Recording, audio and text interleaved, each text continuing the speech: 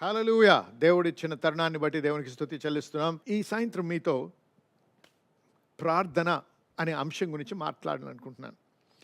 ముఖ్యంగా ప్రతి క్రైస్తవుడు ప్రార్థిస్తాడు. క్రైస్తవులే కాదు, ఇతర మతాల్లో కూడా ప్రార్థనకి ప్రాముఖ్యత చూపిస్తూ ఉంటారు. మనలో అనేక మంది ప్రార్థన అనే క్రమశిక్షణకి లోబడిన వారు. ఎందుకంటే మనం ఎందుకన్నా క్రైస్తవ కుటుంబాల్లో పుట్టి పెరిగినట్టయితే తల్లిదండ్రులు అటువంటి తర్బీదులో మనల్ని పెంచుతూ ఉంటారు. కాబట్టి ఏమవుద్దంటే అలవాటు ప్రకారంగా ప్రార్థన చేస్తాము, ఒక క్రమశిక్షణగా ప్రార్థన చేస్తాము. కానీ ఆ ప్రార్థనలో జీవం ఉండదు అనేకసార్లు. ఆ ప్రార్థనని బట్టి నిజంగా జవాబులు మరి లేకపోతే జయము మరి గమనించం. ప్రార్థన అనేది ఒక్కోసారి చాలా భారంగా అనిపిస్తుంది. ప్రార్థన చేయాలంటే మన శరీరానికి అస్సలు సంతోషంగా ఉండదు. ఇందు నిమిత్తమే లోతైన ప్రార్థన జీవితం చాలా తక్కువ మందికి ఉంటుంది. అసలు ఇది ఏంటి, ఎలా ప్రార్థన చేయాలి అని కొన్ని అంశాలు చూసుకుందాం. మరి ఈరోజు ఒకసారి గమనించండి. యేసు ప్రభు మన నిజమైన మాదిరి. దేవుని వాక్యం చూసినట్టయితే యేసు ప్రభు చాలా ప్రార్థనపరుడు. వాక్యంలో గమనిస్తే రాత్రంతా ప్రార్థన చేసినట్టుంది. ఉదయాన్నే ఎవరు లెగకముందే మరి వెళ్ళి ప్రార్థన చేశాడు. ఎన్నో గడియలు ఏకాంతంలోకి వెళ్ళి ప్రార్థన చేసినట్టు రాయబడింది. ఈ విధంగా ప్రార్థన చేసేవాడు. వినండి, అనేకులు ప్రార్థన అంటే ఏదో మన అవసరాలని చెప్పుకోవడానికి, దేవునికి మన అవసరాలు తీర్చబడ్డానికి, మన అక్కర్లు దేవుడు మనకి అనుగ్రహించాలని ఆ ఉద్దేశంతో ప్రార్థన చేస్తూ ఉంటాం. అవసరాలు లేవు, కష్టాలు లేవు, ఏ ఇబ్బందులు లేవు, ఏ ఇరుకు లేనప్పుడు అసలు ప్రార్థన కూడా చేయం. ప్రార్థన చేయాలనే మనసు కూడా రాదు. కానీ అదే ఒత్తిడి వచ్చినా, ఏదైనా ఎమర్జెన్సీ వచ్చినా, ఎవరో బాలేరు, మరి పరిస్థితి అస్సలు బాగాలేదు, డాక్టర్ గారు సరైన డయాగ్నోసిస్ ఇవ్వటం లేదు, హోప్ ఇవ్వటం లేదు, నిరీక్షణ ఇవ్వటం లేదు, ఆ సమయంలో ఎక్కడ లేని సమయం అంతా కల్పించుకొని ప్రార్థన చేస్తూ ఉంటాం. ఈ రకమైనటువంటి మరి అవకతవకలు ఉన్నటువంటి పైకి కిందకి ఆ రకమైనటువంటి ప్రార్థన జీవితం అనేక మంది క్రైస్తవులకు ఉంటుంది. అందుకే నిజమైన జయాన్ని, నిజంగా మనం దేవుని తెలుసుకొని ఆ రకమైన జీవితంలో ముందుకు కొనసాగుతూ మరి ఆ అనుభవంలో కానీ అటువంటి జీవితంలో కానీ జీవించారు అనేకులు. గమనించండి ఒకసారి. యేసు ప్రభు ఈ విధంగా ప్రార్థన చేస్తున్నాడు గంటల తరబడి. అనేక మంది బోధిస్తూ ఉంటారు, మనం గంటల తరబడి ప్రార్థన చేయాలి, గంటల తరబడి ప్రార్థన చేయాలి, కన్నీరుతో ప్రార్థన చేయాలి. అవన్నీ వాక్యంలో ఉన్నాయి, నిజమే. కానీ నా అంతటా నేను ఆ క్రమశిక్షణలో చేయాలంటే చాలా కష్టం. ఎందుకంటే మన శరీరానికి అది నచ్చదు, ఇష్టపడదు. ఏముంది దేవుని వాక్యంలో? The flesh is week but the spirit is willing. ఆత్మ సిద్ధమే కానీ శరీరం బలహీనమైంది. కాబట్టి ఈ శరీరానికి అసలు ఇష్టమే ఉండదు. కానీ కొద్దిమంది ఆ క్రమశిక్షణలో బలవంతాన ప్రార్థన చేస్తూ ఉంటారు. పర్వాలేదు, మంచిదే. కానీ నిజంగా చూసినట్టయితే ప్రార్థనలో ఆ తృప్తి, ఆ సంతోషం రావాలంటే మన ప్రార్థన జీవితాన్ని బట్టి మనం జయమును చవిచూస్తూ అనుభవిస్తూ ముందుకు కొనసాగాలి. ఇతరులు మనం చూసినప్పుడు అరే ఈ ప్రార్థన జీవితాన్ని బట్టి ఈ విధమైనటువంటి జయకరమైన జీవితము జీవించుతున్నాడు అని ప్రోత్సహించబడి సవాలు చేయబడినటువంటి జీవితం జీవించాలి. ఇది మనం యేసు ప్రభు జీవితంలో చూస్తున్నాం. ఆయన ఎప్పుడు కూడా శిష్యులకి ఏమీ దీని గురించి బోధించలేదు. కానీ వారు ఎప్పుడైతే యేసు ప్రభుని గమనించారో, ఆయన ప్రార్థన జీవితాన్ని గమనించారో, వారు వచ్చి ప్రభువా మాకు ప్రార్థన చేయడం నేర్పించండి అన్నారు. దేనిని బట్టి వారు ఆకర్షించబడ్డారు? ఆయన గంటల తరబడి ప్రార్థన చేసిన దాన్ని బట్టి ఆకర్షించబడ్డారా, లేకపోతే ఆయన జీవించే జీవితాన్ని బట్టి వారు ఆకర్షించబడ్డారా? ఎక్కడికి వెళ్ళినా రోగుల్ని స్వస్థపరచగలుగుతున్నాడు, దయ్యాల్ని వెళ్ళగొట్టుతున్నాడు. అంతేకాకుండా ఆయన మాట్లాడినట్టు ఏ రాబ్బాయి కూడా మాట్లాడలేకపోతున్నాడు. ఆ వాక్యం ఆ విధంగా బయలుపరుస్తున్నాడు. ఆ ధైర్యముతో, ఆ అవగాహనతో, ఆ కమాండ్తో ఆయన వాక్యం ప్రకటిస్తున్నాడు. ఇవన్నీ గమనించినప్పుడు వారు ఏం తెలుసుకున్నారంటే ఈయన ప్రార్థన జీవితమే దీని రహస్యమని తెలుసుకొని, అయ్యా మాకు ప్రార్థన నేర్పించండి అని వారు అడుగుతున్నారు. గమనించారా? సో మనల్ని కూడా జనులు గమనించిన మనము యేసు ప్రభు మన మాదిరి అయినట్టయితే మనము ఆయన యొక్క ప్రార్థన జీవితము, ఆయన జీవితాన్ని చూస్తూ మనము అటువంటి ప్రార్థన జీవితంలో రావడానికి ప్రయత్నం చేయాలి. పరిశుద్ధాత్మ సహాయం అడగాలి. పరిశుద్ధాత్ముడు మనకి సహాయం చేస్తాడు, ఆయన మనల్ని నడిపిస్తాడు. హల్లెలూయా, దేవునికి స్తోత్రం. కాబట్టి గమనించండి, క్రమశిక్షణ మంచిదే ఒక మెట్టు వరకు. అక్కడి నుంచి మనము మన ప్రార్థన జీవితాన్ని బట్టి జయాన్ని అనుభవిస్తూ, మరి దేవుని వాక్యములను వాగ్దానాన్ని అనుభవిస్తూ, దేవుని వాగ్దానాన్ని తెలుసుకుంటూ, మరి మనము జయకరమైన జీవితమే జీవించడమే కాదు, అనేకులకి దీవెనకరంగా ఉండేటువంటి జీవితం జీవించినప్పుడు ఖచ్చితంగా వారు ఆకర్షించబడతారు. ఎవరికి? యేసయ్య తరపున. మనము ఆ యేసయ్యని ప్రకటిస్తూ ఆ రకమైన జీవితం జీవిస్తూ జయములో జీవించగలం. ఎప్పుడు? నిజంగా ఏ విధంగా ప్రార్థన చేయాలని తెలుసుకున్నప్పుడు. ప్రార్థన అనే అంశం చాలా పెద్ద అంశం. అనేక ఆస్పెక్ట్స్ ఉన్నాయి దాంట్లో, విషయాలు ఉన్నాయి దాంట్లో తెలుసుకోవాలని. కానీ మరి ముఖ్యంగా కొన్ని విషయాలు చూద్దాం ఈ రాత్రి. గమనించినట్టయితే మనం ఏమనుకుంటామంటే, దేవుడు మన ప్రార్థన ఆలకించాడే బాగా కన్నీరు విడిచాలనుకుంటాం. బాగా కన్నీరు కారుస్తేనే దేవుడు వింటాడు అని. ఆ రకంగా ఎక్కడ వాక్యంలో లేదు. కన్నీరు కార్చడం తప్ప కానే కాదు. మన భావోద్రేకాలు మన తండ్రి దగ్గర కాకపోతే ఇంకెక్కడ వ్యక్తపరుచుకుంటాం? కానీ ఏడ్చినందుకు దేవుడు మన ప్రార్థన ఆలకిస్తాడు, ఏడ్చినందుకు దేవుడు మన ప్రార్థనకి జవాబిస్తాడనేది తప్పుడు బోధ అని నేను అనుకుంటాను. ఎందుకంటే ఎప్పుడైనా దేవుడు మన కన్నీరుని బట్టి కదలడు, కానీ మన విశ్వాసాన్ని బట్టి కదులుతాడు. హల్లెలూయా.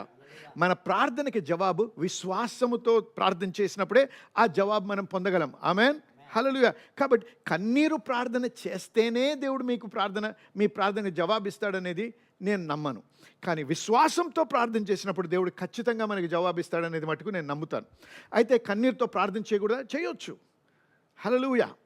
కానీ ఈ మన శారీరక లేకపోతే భావోద్రేకాలతో ఇమిడిపోయినటువంటి ప్రార్థననే దేవుడు వింటాడంటే నాకు కొద్దిగా కష్టం అది నమ్మడం. ఆ రకంగా లేదు. కానీ అనేక ఎగ్జాంపుల్స్ ఉన్నాయి, ఉదాహరణలు ఉన్నాయి, ఎక్కడైతే వారు ఏడ్చి ప్రార్థన చేశారో. కానీ ఏడ్చినందుకు కాదు, వారి విశ్వాసాన్ని బట్టి దేవుడు వారి ప్రార్థనకి జవాబిచ్చాడు. ఆమేన్.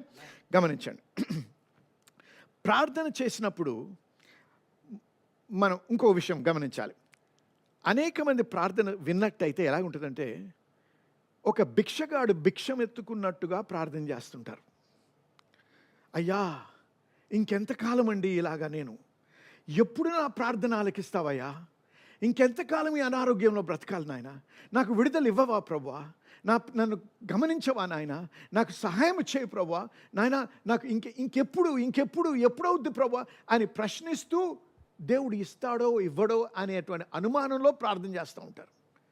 ప్రాముఖ్యంగా దీని యొక్క మూలం ఏంటంటే, మనము ఎవరమో మనకి తెలియదు కాబట్టి. దేవునిలో మనము ఎవరమో దేవుని యొక్క వాక్యం ద్వారా తెలుసుకున్నప్పుడు ఏ రకంగా దేవుని దగ్గరికి మనం సమీపించాలో ప్రార్థనలో అనేది మనం తెలుసుకుంటాం. దేవుని వాక్యానుసారంగా దేవుని దగ్గరకు వచ్చి ప్రార్థించినప్పుడే ఆ విశ్వాసముతో మనం ప్రార్థించగలం. మొట్టమొదట వినండిది. మొదటిగా నీ హృదయంలో నిశ్చయత ఉండాలి. ఏమని? నేను రక్షించబడ్డాను అని. హల్లెలూయా. నేను రక్షించబడ్డప్పుడు ఏమైంది? యేసు ప్రభు అన్నాడు, తనని ఎందరు అంగీకరిస్తారో వారు దేవుని బిడ్డలు అగుటకు అధికారం ఇస్తానన్నాడు దేవుడు. హల్లెలూయా. ఆమేన్. నమ్మిన వారు ఆమేన్ చెప్పాలి ఒకసారి. కాబట్టి ఎప్పుడైనా సరే మనము యేసు ప్రభువుని మన స్వంత రక్షకునిగా అంగీకరించినప్పుడు ఏమయ్యావు? నువ్వు మతం పట్టుకోలేదు. చాలామంది మతం పట్టానంటే అంటారు. మతం పట్టుకోలేదు, నువ్వు దేవుని బిడ్డవయ్యావు. హల్లెలూయా. చెప్పండి, నేను దేవుని బిడ్డను. ఇది యోహాను 1:12 ఉంది. నేను దేవుని బిడ్డను. చెప్పండి మళ్ళీ, నేను దేవుని బిడ్డను. హల్లెలూయా. మరి ఇంకో విషయం, అనేక మంది అనుకుంటారు నేను మరణించి పరలోకానికి వెళ్ళిన తర్వాత దేవుని బిడ్డను అవుతానని. కాదు.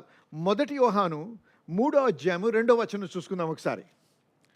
1 యోహాను 3:2. ప్రియులారా, ఇప్పుడు చెప్పండి అందరూ ఏంటండి? ఇప్పుడు. హల్లెలూయా. ఇప్పుడు మనము దేవుని పిల్లలమై ఉన్నాము. ఏమై ఉన్నామండి? దేవుని పిల్లలై ఉన్నాము. ఎప్పుడు? పరలోకానికి వెళ్ళిన తర్వాత కాదు, ఇప్పుడు మనము దేవుని పిల్లలమై ఉన్నాము. ఆమేన్. కాబట్టి వినండి, మనము దేవుని దగ్గరకు వచ్చినప్పుడు ఏ విధంగా రావాలి? ఆయన నా తండ్రి, నేను ఆయన బిడ్డను, నేను భిక్షగాడిని కాదు. హల్లెలూయా చెప్పండి. హల్లెలూయా. నేను భిక్షగాడిని కాదు, నేను పరాయివాడిని కాదు, లేకపోతే నేను ఏదో ఆర్ఫన్ని కాదు, అనాథను కాను, నేను దేవుని బిడ్డను. హల్లెలూయా చెప్పండి. నేను దేవుని బిడ్డను. చూసారా, ఎప్పుడైనా సరే తన ఒక బిడ్డ తండ్రి దగ్గరికి వెళ్ళినప్పుడు భిక్షం ఎత్తినట్టుగా ఎప్పుడు అడగడు. కానీ తండ్రి దగ్గరికి వెళ్ళినప్పుడు తండ్రి, నా తండ్రి నేను అడిగింది నాకు ఇస్తాడు, మంచి చెడు తెలుసుకొని దాని ప్రకారంగా ఇచ్చేవాడు నా తండ్రి, నన్ను కాపాడుతాడు, నాకు కావలసినవన్నీ అనుగ్రహిస్తాడు అనే నమ్మకంతో వెళ్తాడు కుమారుడు ఎప్పుడైనా సరే తండ్రి దగ్గరికి. ఇది గమనించండి. దేవుడు మన తండ్రి, నేను ఆయన బిడ్డను. ఆమేన్. హల్లెలూయా. అంతేకాదు, ఇంకో విషయం, మనకి దేవునికి ఒక నిబంధన ఉంది. ఆమేన్. మన సంబంధము ఒక నిబంధన మీద ఆధారపడింది. ఇది మతపరమైంది కాదు, ఇది చట్టపరమైంది.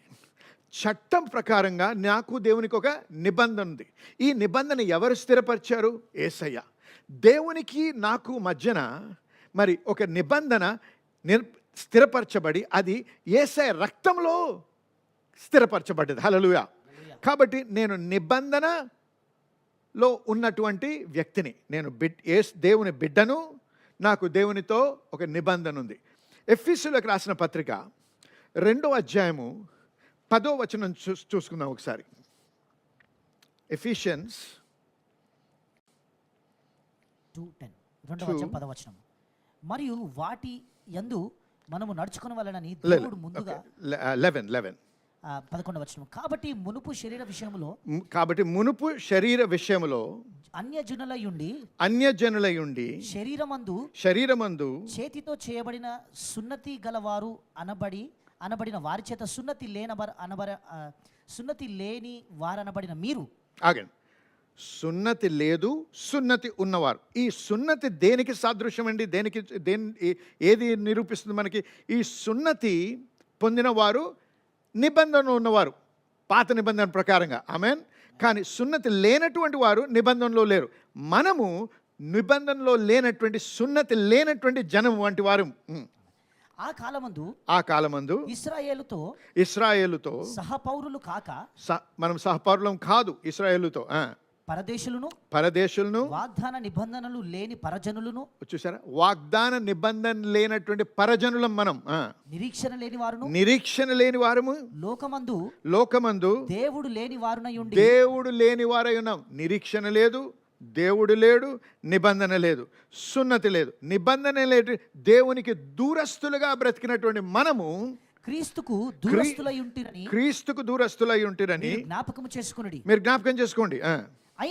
ఆయనను హల్లెలూయా చెప్పండి అందరూ. ఆయనను హల్లెలూయా. ఆయనను మునుపు దూరస్తులైన మీరు ఇప్పుడు క్రీస్తు యేసునందు క్రీస్తు రక్తము వలన సమీపస్తులై ఉన్నారు. చూసారు, హల్లెలూయా. యేసే కార్చిన రక్తాన్ని బట్టి దూరముగా ఉన్న నేను సమీపస్తుడుగా అయ్యాను దేవునికి. అందుకే ఆ రక్తములో ఈ నిబంధన స్థిరపరచబడ్డది. అందుకే యేసయ్య ఆ చివరి రాత్రి, లాస్ట్ సప్పర్, చివరి భోజనం చేస్తున్నప్పుడు తన శిష్యులతో ఆయన ఉన్నాడు, ఆ రొట్టె విరిచి ఆ ద్రాక్ష రసం తాగినప్పుడు, దీని వలన నేను నూతన నిబంధన స్థిరపరచబడుతుందన్నాడు. ఆమేన్. నా రక్తములో క్రొత్త నిబంధన స్థిరపరచబడుతుంది. హల్లెలూయా. చూసారా, ఒకటి, నేను దేవుని బిడ్డను. చెప్పండి, నేను దేవుని బిడ్డను. హల్లెలూయా. రెండవది, నేను ఆయన రక్తము ద్వారా నేను ఒక నిబంధనలో, దేవునితో ఒక నిబంధనలో ఉన్నాను. హల్లెలూయా. హల్లెలూయా. కాబట్టి నేను దేవుని దగ్గరకు వచ్చినప్పుడు ఈ సత్యాలు నా హృదయంలో స్థిరపరచబడి ఉండాలి. ఎందుకంటే ఇది ఎందుకు ప్రాముఖ్యమో తెలుసా? అనేక మంది క్రైస్తవులు రక్షించబడ్డాము కానీ నేను పాపిని అనే మనస్తత్వంతో ఉంటారు. రక్షించబడిన పాపిగా ఎవడు ఉండలేడు. అయితే నువ్వు రక్షణ పొందావు, నువ్వు నీతిమంతుడిగా ఎంచబడుతున్నావు, లేకపోతే నువ్వు పాపివే. కానీ నువ్వు రక్షించబడ్డ పాపి అనేవాడు ఉండడు. హల్లెలూయా. గమనించండి, నీవు పాపివి కాబట్టి పాపాలు చేస్తున్నావు. పాపాలు చేసినందుకు నువ్వు పాపివి కాదు. అంటే గమనించండి ఏమైందో. ఎప్పుడైతే ఆదాము అవ్వలు ఆది కాండంలో ఆ యొక్క ఏదైనా పాపం చేశారో ఏమైంది? దేవుని స్వభావము, ద నేచర్ ఆఫ్ గాడ్, దేవుని స్వభావం వాళ్ళని విడిచి వారు ఎవరికైతే లోబడ్డారో ఆ సాతాను స్వభావాన్ని వారు స్వీకరించారు. అప్పుడు సాతాను స్వభావం, డెవిల్స్ నేచర్ ఏంటి? డెత్. ఏమొచ్చింది? మరణం అనేది వచ్చింది. హల్లెలూయా, హల్లెలూయా. ఇప్పుడు ఈ యొక్క సాతాను యొక్క నేచర్ అంటే ఏమన్నాను?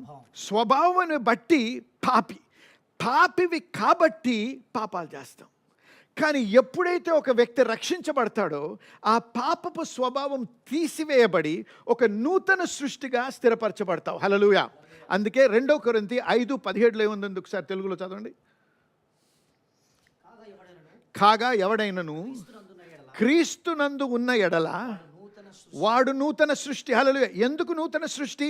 ఆ స్వభావం, మరణము అనేది సాతాను స్వభావం వెళ్ళిపోయి తీసివేయబడి దేవుని స్వభావమైనటువంటి జీవము ఆయనలోకి వచ్చింది కాబట్టి. అందుకే ఏమన్నాడు యేసయ్య? నేను మీకు జీవమును సమృద్ధి జీవం ఇవ్వడానికి వచ్చానన్నాడు. హల్లెలూయా. చూసారా? మీరు పాపులు కాదు. ఆయన ఏమన్నాడు? You are the righteousness of God in Christ Jesus. క్రీస్తు యేసునందు మీరు దేవుని నీతి అయి ఉన్నారు. క్రీస్తు యేసునందు మీరు దేవుని నీతి అన్నారు. కాబట్టి నువ్వు దేవుని దగ్గరికి వెళ్ళి అయ్యా నేను పాపిని అనకండి. ప్రభా నేను పాపిగా ఉంటిని, నీ కృపని బట్టి నీ రక్తములో నన్ను కడిగి నన్ను నీతిమంతుడిగా చేసినందుకు మీకు వందనాలు. హల్లెలూయా. చూసారా? ఎప్పుడైతే నేను పాపిని అనేటువంటి మనస్తత్వంతో ఉంటామో ఎప్పుడు కూడా ఏమవుతుందంటే అటువంటి మనస్తత్వం మనల్ని దేవుడి నుంచి దూరపరుస్తుంది.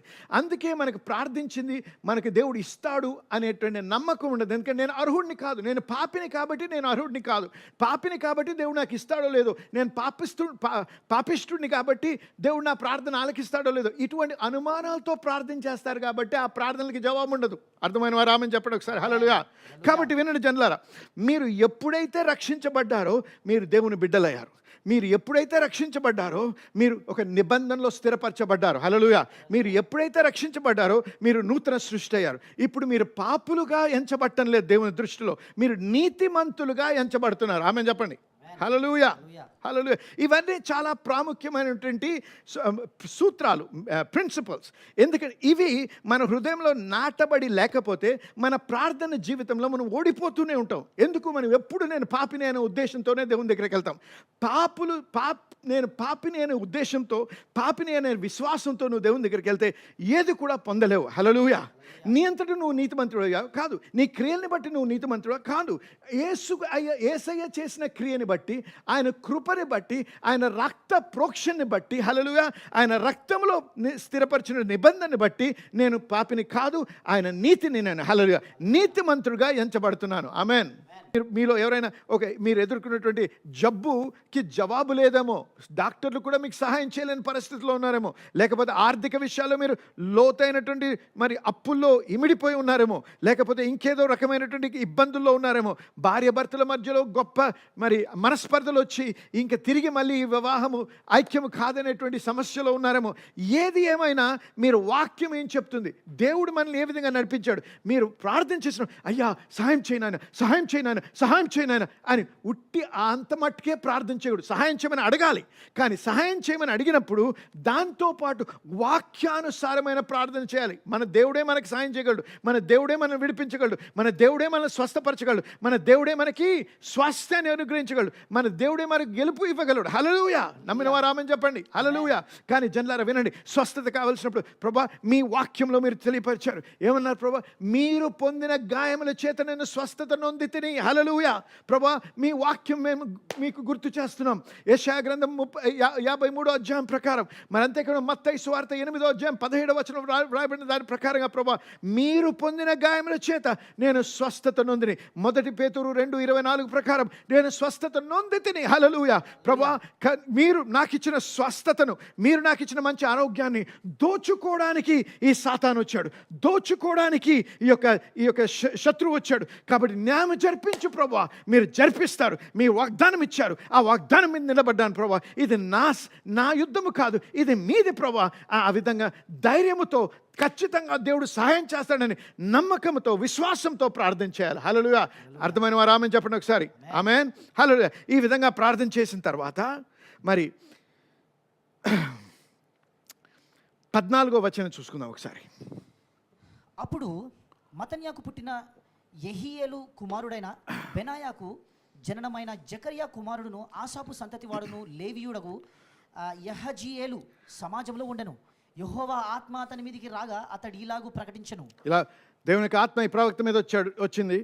ఈ విధంగా ప్రకటిస్తున్నాడు. యూదావారలారా, యూదావారులారా, యెరూషలేము కాపురస్తులారా, యెరూషలేం కాపరస్తులారా, యెహోషాపాతు రాజా, యెహోషాపాతు రాజా, మీరందరూ ఆలకించుడి. మీరందరూ ఆలకించండి, జాగ్రత్తగా వినండి. యెహోవా సెలవిచ్చినదేమనగా, దేవుడు సెలవిస్తున్నాడు. యెహోవా చూసారా, ప్రార్థనకి జవాబు వస్తుంది. హల్లెలూయా. హల్లెలూయా. ఆ రకంగా ప్రార్థన చేయాలి. ఏదో మనం ప్రార్థన అంటే మన బాధలు, మనకున్న కష్టాలు, మనకు కావాల్సిన అవసరాలు చెప్పి ఆమెను చెప్పి వెళ్ళిపోవడం కాదు. అదంతా చెప్పిన తర్వాత వారు ఏం చేస్తున్నారు? ఆమెనని చెప్పి వారి ఇంటికి వారు వెళ్ళిపోలేదు, ఆగుతున్నారు అక్కడ. హల్లెలూయా. 12వ వచనం చదువు ఒకసారి. 13వ యూదావారందరూ తమ శిష్యులతోనూ భార్యలతోనూ పిల్లలతోనూ యెహోవా సన్నిధిని నిలవబడిరి. యెహోవా సన్నిధిలా నిలబడిరి. చూసారా, వెళ్ళిపోలేదు. యెహోషాపాతు ప్రార్థన చేసిన తర్వాత అంతా నిలబడినారు. ప్రభువా మాతో మాట్లాడు నాయన, మాట్లాడు. విచారించడానికి వచ్చారు, చెప్పడానికి రాలేదు. విచారించినప్పుడు ఇద్దరు వ్యక్తులు విచారిస్తున్నట్టయితే ఒక వ్యక్తి మాట్లాడిన తర్వాత ఇంకో వ్యక్తి మాట్లాడేది వినడానికి సమయం ఇస్తాం. ఆ విధంగా ప్రార్థన ఎప్పుడు కూడా ఒక డయలాగ్. మనం మాట్లాడిన తర్వాత దేవుడు మనతో మాట్లాడాలని ఎదురు చూడాలి, నమ్మాలి, విశ్వసించాలి. ఖచ్చితంగా దేవుడు మీతో మాట్లాడి ఏదో ఒక అంశం మీకు తెలియపరుస్తాడు. అటువంటి నమ్మకంతో, అటువంటి వైఖరితో, అటువంటి మనస్తత్వంతో మనం ప్రార్థనలోకి రావాలి. అర్థమైన వారు ఆమెను చెప్పండి ఒకసారి. హల్లెలూయా. చూసారా, ఇప్పుడు ఈ విధంగా వేచి ఉన్నప్పుడు త్వరపడి ఆమెను చెప్పి వెళ్ళిపోలేదు, ఆగారు. ఆ సమయంలో దేవుడు మాట్లాడుతున్నాడు. ఈ గొప్ప సైన్యమునకు మీరు భయపడకండి. హల్లెలూయా. చూసారా, జడియకుడి. ఈ యుద్ధం మీరు కాదు, దేవుడే జరిగించును. హల్లెలూయా. హల్లెలూయా. ఇదేదో మంచి నేను అనుకోని మాట్లాడింది కాదు, దేవుడు పలుకుతున్న మాటలు ఇవి. హల్లెలూయా. ఈ యుద్ధము యెహోవాదే. చెప్పండి అందరూ కూడా, యెహోవాదే ఈ యుద్ధం. హల్లెలూయా. ఈ యుద్ధము యెహోవాదే. కానీ ఆ మాట వినే వరకు వారు అక్కడి నుంచి కదలలేదు. మరి కథ చూసినట్టయితే, ఆ అంశం చదివినట్టయితే ఏ విధంగా దేవుడు వారికి జయమునిచ్చాడో మనం చూడగలం. ఆ అంశం కాదు, మనం గమనించాల్సిన అంశం ఇక్కడ ఏంటంటే, ప్రార్థన చేసినప్పుడు నిబంధన మీద ఆధారపడిన ప్రార్థనలు, విశ్వాసముతో కూడిన ప్రార్థనలు, అంతేకాకుండా ప్రార్థించిన తర్వాత అంటే మనం మాట్లాడిన తర్వాత దేవుడు మనతో మాట్లాడడానికి అవకాశం ఇస్తూ మనం సమయం గడపాలి. అటువంటి ప్రార్థన చేసినప్పుడు ఖచ్చితంగా జయకరమైన జీవితం మనము జీవించగలము. అర్థమైన వారు ఒకసారి హల్లెలూయా చెప్పాలి. దేవునికి స్తోత్రం, మహిమ కలుగును గాక. చూసారా, ఒకసారి నాకు మీతో ఇంతకుముందు పంచుకుని ఉంటాను. నేను ఉబ్బసంతో చాలా బాధపడేవాడిని. అనేక మందులు తీసుకున్నాను, అనేక సంవత్సరాలు బాధపడ్డాను, చాలా పవర్ఫుల్ మందులు తీసుకున్నాను, కానీ స్వస్థత వచ్చేది కాదు. అటువంటి సమయంలో ఒకసారి దేవుని యొక్క వాక్యంలో, మరి దేవుడు భక్తుడైనటువంటి కెన్నెత్ హేగిన్ గారు రాసిన పుస్తకాలు చదివి ప్రోత్సహించబడ్డాను నేను విశ్వాసంలో. కాబట్టి ఒకసారి అన్నాను, ప్రభా ఈసారి నాకు ఇటువంటి జబ్బు వచ్చినప్పుడు, ఈ ఉబ్బసం వచ్చినప్పుడు నేను మందులు తీసుకొని ప్రభా నీ వాక్యం మీద నిలబడాలి, ఎందుకంటే నీ వాక్యము నిజమైంది, ఈ వాక్యం పనిచేస్తుంది అని నేను అనుభవించి ఇతరులకు చెప్పేటువంటి అనుభవం నాకు కావాలి ప్రభా అని ప్రార్థించాను. మరి కొన్ని రోజుల్లోనే మరొకసారి ఆ అటాక్ అయింది. అటాక్ అయినప్పుడు చాలా నేను నిబ్బరంగా నిలబడి మరి నాకు తెలిసి అన్నీ చేశాను, ప్రార్థన చేశాను, మరి బంధించాను, వెళ్ళగొట్టాను, దయ్యాన్ని వెళ్ళగొట్టాను. ఏమి చేసినా బాగవటం లేదు, ఇంకా క్షీణిస్తుంది, ఊపిరాడడం కష్టంగా ఉంది, రాత్రి సరిగా నిద్రపోలేకపోయాను. అయితే నాకు తెలిసింది, నేను నాకు తెలిసిందంతా ప్రార్థన చేస్తున్నాను, ఏమీ కాటం లేదు, ఏమీ జరగటం లేదు, కానీ ఇంకా క్షీణిస్తున్నాను. అటువంటి సమయంలో చాలా విచారంగా ఉన్నాను. రెండో రోజు పడక మీద ఒంటరిగా పడుకున్నాను. ప్రభా ఇలా అన్నాను, ప్రభా నీవైతే అబద్ధం చెప్పవు, నీ వాక్యం నిరర్ధకం కాదు, కాబట్టి ఈ లోటేదో నాలోనే ఉంది, దయచేసి నాతో మాట్లాడరా, నాకు తెలియపరచరా అన్నాను. అప్పుడు దేవుని స్వరం విన్నాను. లోపల నుంచి ఒక మాట వినపడుతుంది నాకు, నా పేరు పెట్టి పిలిచి దేవుడు అంటున్నాడు, నీవు నిజంగా నమ్మినట్టయితే నువ్వు స్వస్థపరచబడ్డానని, మరి పడుకొని ఏం చేస్తున్నావు అన్నాడు. హల్లెలూయా. అక్కడ వచ్చిన ఒక విడుదల చూసారా. ఎప్పుడు ప్రార్థన, ఈ ప్రార్థన ఏంటి, నేను ఇంతవరకు ఇన్ని గంటలు గత దినమంతా ఆ రాత్రి నాకు తెలిసి నేను పలుకుతా ఉన్నాను, నేను మాట్లాడుతున్నాను, కానీ ఆయన మాట్లాడడానికి అవకాశం ఇవ్వటం లేదు.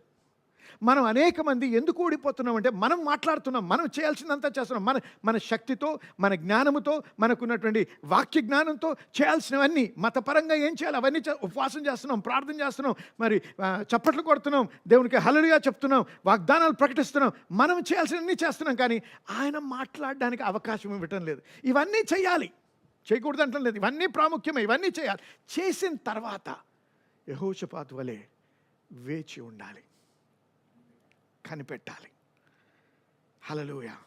దేవుని వాక్యంలో ఒక మాట ఉంది, they that wait upon the Lord shall renew their strength. యెహోవా కొరకు కనిపెట్టువారు నూతన బలమును పొందుదురు. హల్లెలూయా. యెహోవా కొరకు కనిపెట్టువారు నూతన బలము పొందెదరు. చూసారా, ఆ బలము, ఆ విజయము, ఆ యొక్క తృప్తి, ఆ యొక్క విడుదల ఆయన మాటలో ఉన్నాయి. కాబట్టి మనము ప్రార్థన చేసినప్పుడు హల్లెలూయా ఎలా రావాలి? నేను దేవుని బిడ్డను, గర్వంతో కాదు, మనల్ని మనం తగ్గించుకుంటూ, ప్రభా నీ కృపని బట్టి నేను నీ బిడ్డను, నీ రక్తాన్ని బట్టి నేను కడగబడ్డాను, నీవు నన్ను నీతిమంతుడిగా ఎంచావు నాయనా, ఈ నిబంధన బట్టి నీకు స్తుతి చెల్లిస్తున్నాను. ధైర్యముతో మీరు చేసిన క్రియను బట్టి ధైర్యముతో నేను మీ యొక్క సన్నిధిలోకి వస్తున్నాను. కాబట్టి నాయన నిబంధన ప్రకారంగా ప్రార్థిస్తున్నాను, మీకు స్తోత్రం. మీ వాక్యము మీరు మాతో మాట్లాడింది మీకు జ్ఞాపకం చేస్తున్నాం నాయన. ఒక్కసారి కనికరించి చూడండి ప్రభా, మాకు విడుదల ఇస్తానని వాగ్దానం ఇచ్చిన దేవా, స్వస్థతనిస్తానని వాగ్దానం ఇచ్చిన దేవా, సమృద్ధిని కలిగిస్తానని వాగ్దానం ఇచ్చిన దేవా, మీకు స్తుతి చెల్లిస్తున్నాను. నాతో మాట్లాడు, విచారిస్తున్నాను ప్రభా, మాట్లాడండి నాయన, ఏం చేయాలి? హల్లెలూయా, హల్లెలూయా. ఐగుప్తుకి వెళ్ళిపోవాలనుకున్న ఇస్సాకు ఎందుకు? మరి కరువు, ఎలా జీవించాలో తెలియదు. అనేకమైనటువంటి జంతువులు ఉన్నాయి ఆయన దగ్గర, అనేక మంది పనివారు ఉన్నారు, మరి ఒంటెలు, గాడిదలు, రకరకాలైనటువంటి మరి జనాలు, వీరందరికీ తిండి కావాలి, వీరందరినీ పోషించాలి. చుట్టూ చూస్తే కరువు. అప్పుడు మాట వచ్చింది, దేవుని మాట, ఇక్కడే ఉండు అని. ఆ మాటలోనే ఉంది ప్రార్థన. ప్రాముఖ్యంగా దేవునితో అన్యోన్యతలో ఎదగడానికి. చూసారా, యేసుప్రభు ఒక మాట అన్నాడు, ఏమన్నాడు? నా తండ్రి నాకు చూపించినవే చేస్తాను, ఆయన నాతో మాట్లాడినవే నేను ప్రకటిస్తానన్నాడు. అంటే ఇన్ని గంటలు ప్రార్థన చేసినప్పుడు దేవుడు ఏం చేస్తున్నాడు? అది కావాలి, ఇది కావాలి, ఇది చేయు అని దేవునికి ఆజ్ఞాపిస్తున్నాడా? లేకపోతే దేవుని ఏదో కనిపెట్టుకొని, ప్రభా నువ్వు చెప్పు, ఈరోజు నేను చేయాల్సిన పని ఏంటి? నన్ను ఎక్కడ నడవమంటున్నావు? ఎక్కడికి వెళ్ళమంటున్నావు? ఏం చేయాలి ప్రభా అని వేచి ఉండడమా? దేవుని స్వరము వినే సమయం ప్రార్థన అంటే, దేవుని హృదయాన్ని తెలుసుకునే సమయం, దేవుని హృదయాన్ని అర్థం చేసుకొని ఆయన వాక్య ప్రకారంగా, ఆయన ఉద్దేశ ప్రకారంగా ముందుకు కొనసాగినప్పుడు జయకరమైనటువంటి, తృప్తిపరచబడినటువంటి జీవితం మనం జీవించగలం. హల్లెలూయా. నమ్మిన వారామని చెప్పండి. మరి ఈ వాక్యం ద్వారా మీరు దీవించబడ్డారని నమ్ముతున్నాను. ఇంకా అనేకమైనటువంటి ఉదాహరణలు ఉన్నాయి వాక్యంలో, కానీ సమయం అయిపోయింది. మీరు కానీ ఈరోజు ఇంతటితో ముగించుకుందాం. మీరు ఈ వాక్యాన్ని బట్టి మీరు బలపరచబడ్డారని, ప్రోత్సహించబడ్డారని, సవాలు చేయబడ్డారని నమ్ముతున్నాను. కాబట్టి ప్రార్థన చేసుకొని ముగించుకుందాం. పరిశుద్ధ దేవా, మీకు వందనాలు చెల్లిస్తున్నాం. ఈ సమయంలో మీ వాక్యం ద్వారా మీరు మాతో మాట్లాడినందుకు మీకు స్తుతి చెల్లిస్తున్నాం. ఈ వాక్యంలో మమ్మల్ని కట్టి ప్రభా, మా ప్రార్థన జీవితం ఈ రోజు నుంచి మార్చి, మేము ప్రార్థన చేయడానికి వచ్చినప్పుడు మీ స్వరమును వినడానికి సహాయం చేయండి. అంతేకాకుండా మీరు మమ్మల్ని ఏం చేశారు, మేము ఎవరిగా వస్తున్నామని అని ఒక్కసారి గుర్తు చేసుకొని మీ వాక్యాన్ని మీకు జ్ఞాపకం చేస్తూ, వాగ్దానాన్ని ఆధారపడి ప్రార్థన చేసి జయకరమైన జీవితం జీవించడానికి సహాయం చేయమని యేసు నామములో ప్రార్థించి వేడుకుంటున్నాము తండ్రి. ఆమేన్.